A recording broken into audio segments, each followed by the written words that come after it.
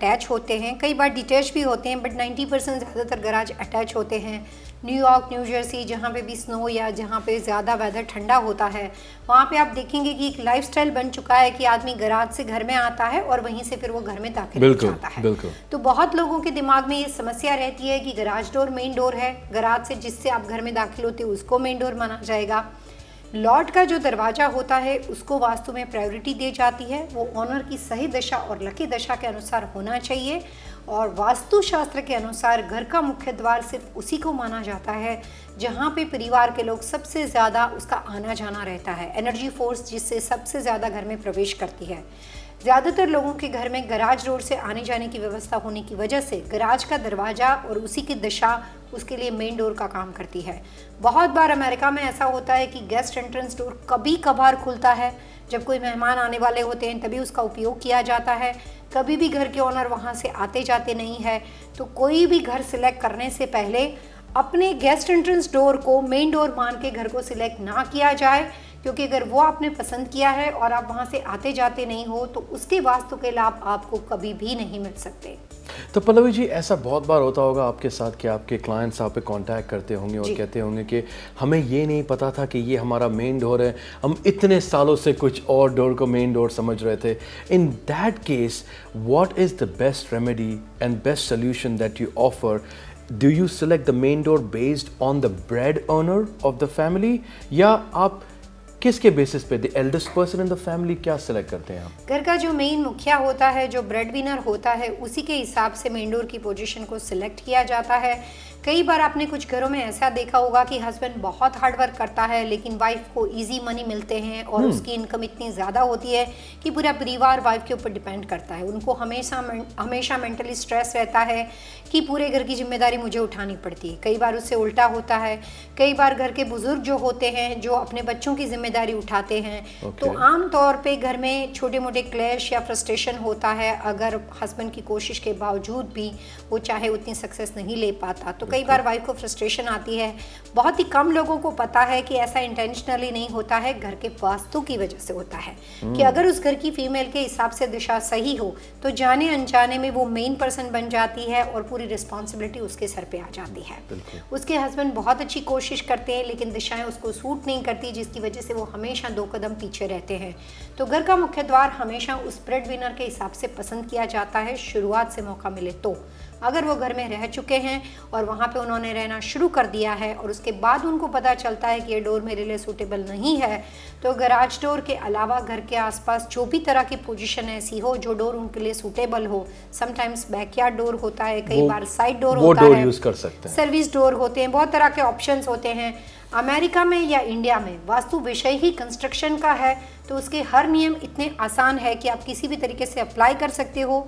जहाँ कोई नहीं ऑप्शन होता है वहाँ पे रेक्टिफाई करने के लिए एनर्जी के बहुत तरह के ऑप्शंस रहते हैं। पल्लवी जी, अक्सर ऐसा होता है कि डोर में भी अलग अलग मटेरियल्स यूज़ किए जाते हैं। जैसे कोई मेटल डोर्स होते हैं, कुछ डोर्स में लंबे लंबे सलिए होते हैं, कुछ डोर्स में वुडन कार्विंग्स की हुई होती हैं, कुछ स्टोन्स इन्वॉल्व होते हैं। तो ये इनका इम्पैक्ट होता है? वास्तुशास्त्र में जब घर का मुख्य दरवाजे का मटेरियल आप सिलेक्ट करते हो, अगर आप नए तरीके से घर बनाते हो तो डोर की जो फ्रेम है उसको, चौखट को संस्कृत में बार साक बोलते हैं, इंग्लिश में उसको डोर फ्रेम बोला जाता है।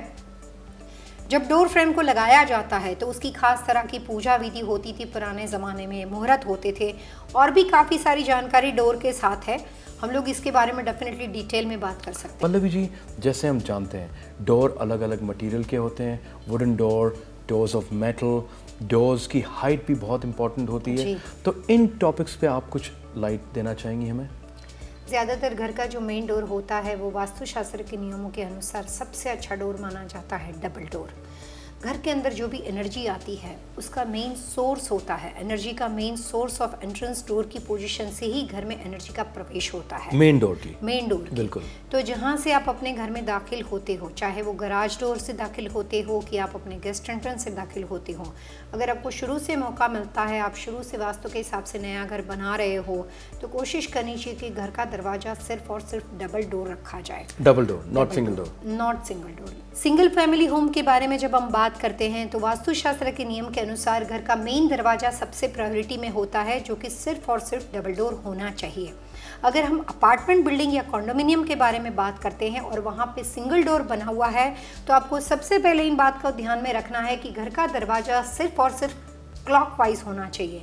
वास्तु के नियमों के अनुसार अगर घर का डोर एंटी क्लॉक बना हुआ है तो घर का ओनर वहाँ पे सिर्फ और सिर्फ इस तरह से घूमता रहता है कि उसको कभी भी अपना पॉजिटिव ट्रैक नहीं मिलता है और वो हमेशा अपने ट्रैक से डिस्ट्रैक्ट हो जाता है। तो पल्लवी जी, इसके बारे में मैं आपसे ये बात जानना चाहूँगा, when you mean by clockwise and anti clockwise, अगर आप हम दर्शकों को ये बताएं कि डोर अंदर की तरफ खुलना चाहिए या बाहर की तरफ खुलना चाहिए? ज़्यादातर कोई भी घर का दरवाजा होता है उसको सिर्फ क्लॉकवाइज खुलना चाहिए, उसको बहुत ही शुभ मानते हैं अगर वो सिंगल डोर बना हुआ हो। तो डबल डोर के अंदर वो समस्या ही नहीं आती है, क्योंकि डबल डोर हमेशा घर के इनसाइड खुलता है, तो उसमें सारे पॉजिटिव फ्लो घर के अंदर आते हैं।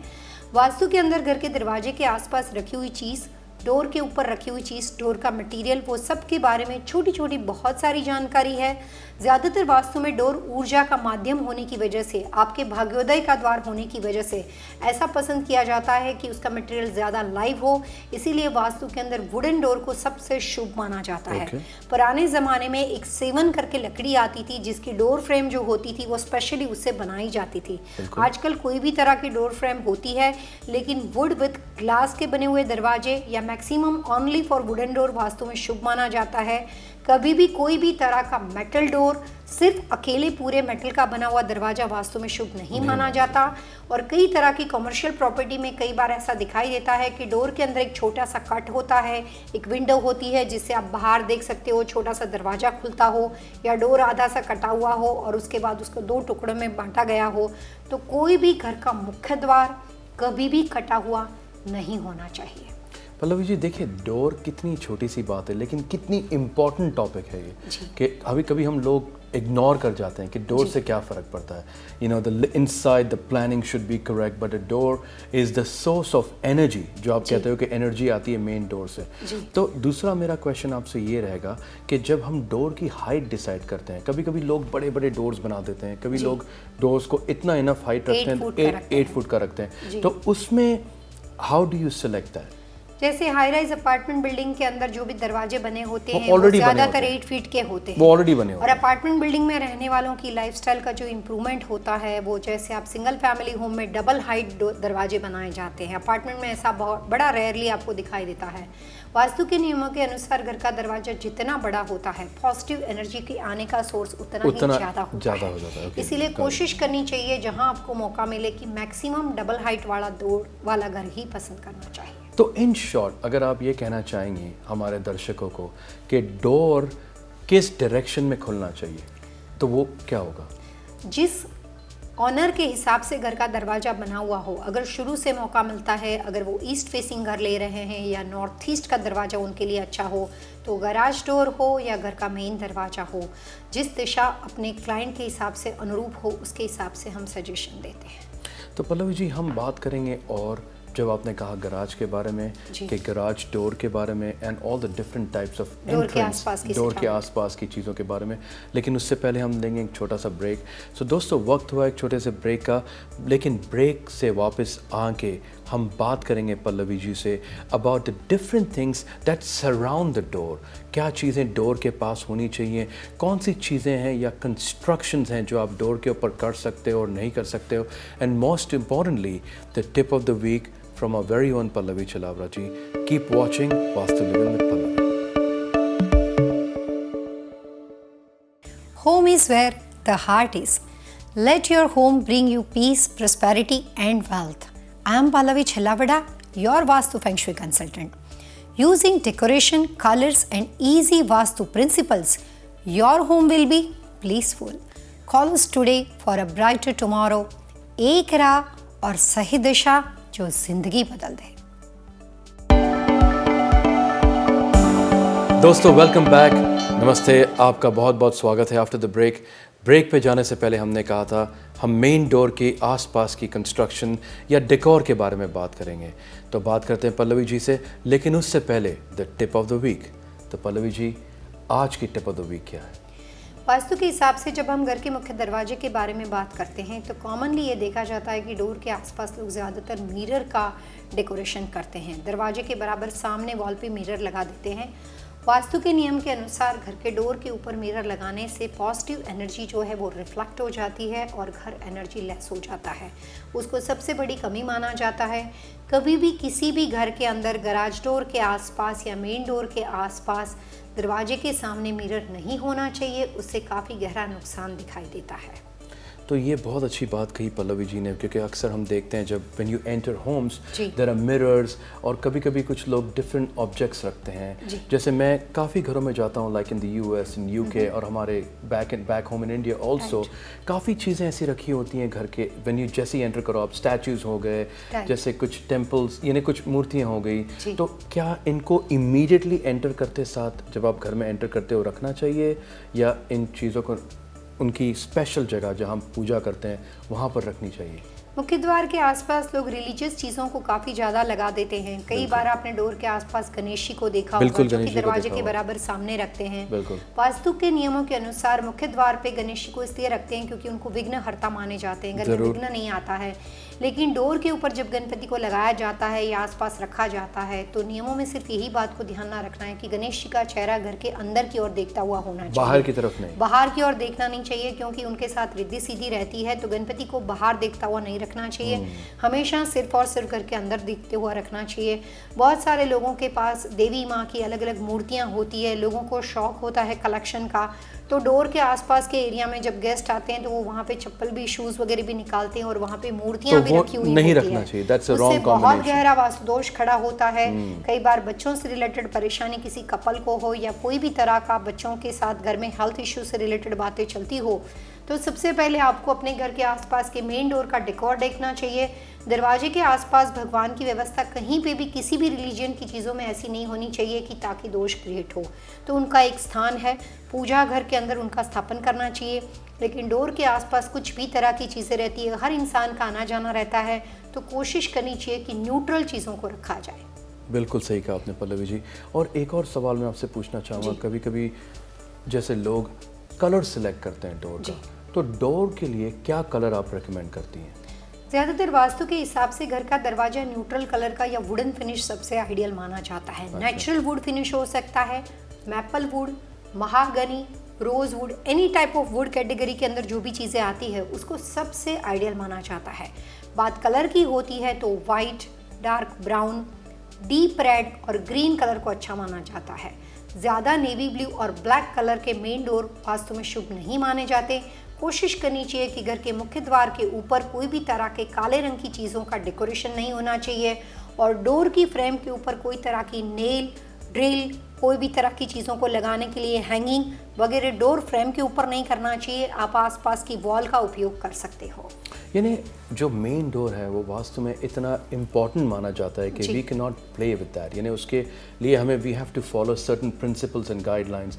जैसे आपने कहा कि कुछ डेकोर में हमें केयरफुल रहना चाहिए। जो आपने एक बात कही कि when it comes to sleepers, जैसे कुछ लोग डोर ओपन करते साथ ही शू रैक बना देते हैं। जब लोग आते हैं तो वो जो भी पॉजिटिव नेगेटिव एनर्जी लेकर आते हैं वो वहाँ पर शू रैक में होता है। तो इस चीज़ को वास्तु में कैसे आप अगर आपके घर का दरवाजा, गराज डोर या main door north east corner का बना हुआ हो तो वहाँ पे आप कोई भी तरह की शू रैंक नहीं बना सकते हो, वहाँ पे आपको क्लटर नहीं रखना चाहिए। उससे भी घर के अंदर ऑल ओवर परिवार के सारे लोगों के अंदर रिलेशनशिप में पीस हार्मनी नहीं रहती है और परिवार में लड़ाई झगड़े बहुत ज़्यादा दिखाई देते हैं। लेकिन अगर घर का दरवाजा वेस्ट या नॉर्थ वेस्ट का हो तो इस तरह की शू रैंक आप व्यवस्था कर सकते हो। फिर भी उसको डोर के करीब बिल्कुल ही नहीं रखना चाहिए। 1.5 फीट के डिस्टेंस के बाद आप उसमें कोई भी चीज़ को रख सकते हो। घर का दरवाजा खुलते ही सामने सीढ़ियों का होना, कोई भी तरह की रुकावट होना इतना बड़ा वास्तु दोष है कि जैसे हमारा ये शरीर बना हुआ है तो हमारे जो मुंह का हिस्सा है ये हमारा मेन डोर है। हर खाने पीने की और एनर्जी की चीज़ के लिए हम अपने मुंह को इस्तेमाल करते हैं। उससे हम जो भी खाना खाते हैं उससे हमें एनर्जी मिलती है, शक्ति मिलती है, हमारा ब्लड बनता है। उसी तरीके से अगर आपके मुंह के आसपास कोई रुकावट हो तो आप अच्छी तरीके से खाना नहीं ले सकते। वही पोजीशन घर के अंदर बन जाती है रुकावट से। पल्लवी जी, अब वक्त हुआ है हमारे ईमेल का, तो जिस तरह हम हमारे ऑडियंस को प्रॉमिस करते हैं कि हम उनके ईमेल के जवाब देंगे, तो हम लेते हैं आज का हमारा पहला ईमेल। हमारा पहला ईमेल है from mister Pritam who is writing us from Cleveland, Ohio, और ये लिखते हैं कि इनके मेन डोर के आगे इन्होंने प्लांट्स ही प्लांट्स रखे हैं और मेन डोर खुलता है वहाँ पर भी प्लांट्स है। तो ये आपसे पूछना चाहते हैं that is that good, is that favourable for him, या उन्हें सिर्फ एक डायरेक्शन में प्लांट्स रखना चाहिए? बड़ी हैरानी की बात है कि आज ही आपने मेन डोर का टॉपिक लिया और उन्होंने आज ही आपको मेन डोर के बारे में सवाल पूछ लिया। ज़्यादातर दरवाजे के आसपास कोई भी तरह के नेचुरल प्लांट को रखने से नेचुरल प्लांट में पानी डाला जाता है। वास्तु के हिसाब से मेन डोर के आसपास पानी की व्यवस्था बिना सोचे समझे कभी भी नहीं करनी चाहिए। बहुत ज़्यादा एक्वेरियम या वाटरफॉल, वाटर प्लांट या नेचुरल प्लांट मेन डोर को थोड़ा सा अलग दशा में रखना चाहिए, लेकिन मेन डोर के करीब कभी भी नहीं रखना चाहिए। हो सकता है उससे भी कई तरह की परेशानी हो या गलती की वजह से वहाँ पे वास्तु दोष या नेगेटिविटी क्रिएट होते हो। तो दोस्तों, अगर आपने देखा कि आपके सवाल का जवाब आपको मिला है that plants are good but it's only about the positioning of the plants. जैसे हमारे व्यूअर ने हमें लिखा था कि प्लांट्स वो रखना चाहते हैं, लेकिन अगर वो थोड़ी सी प्लांट्स की पोजीशन चेंज कर दें so it doesn't interfere with the positive and the negative energy. तो पल्लवी जी, डोर के आसपास किसी भी चीज़ को रखने से पहले आपको वास्तु का थोड़ा नॉलेज होना चाहिए ताकि उसका फ़ायदा या नुकसान कई बार तुरंत ही हो जाता है। So mister Pritam, I am sure you got the answer for your question.